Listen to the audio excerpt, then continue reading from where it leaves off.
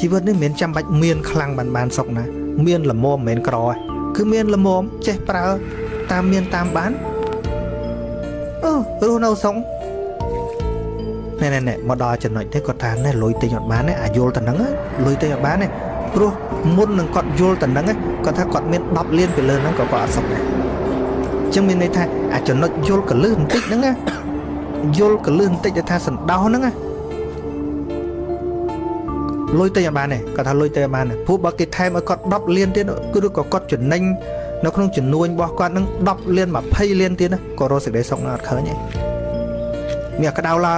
ងប្រកួតប្រជែងខ្លាំងឡើងតែឥឡូវក៏អត់មានជាងមុនផងតែក៏វាមិនក្រជាងមុនដែរប៉ុន្តែគាត់ enjoy នៅអ្វីដែលគាត់មានហើយគាត់ធ្វើនៅអ្វីដែលគាត់ចង់ធម្មតាគាត់ថាមេរៀននេះគ្មានកន្លែងដាក់លក់ទេហ្នឹងហើយ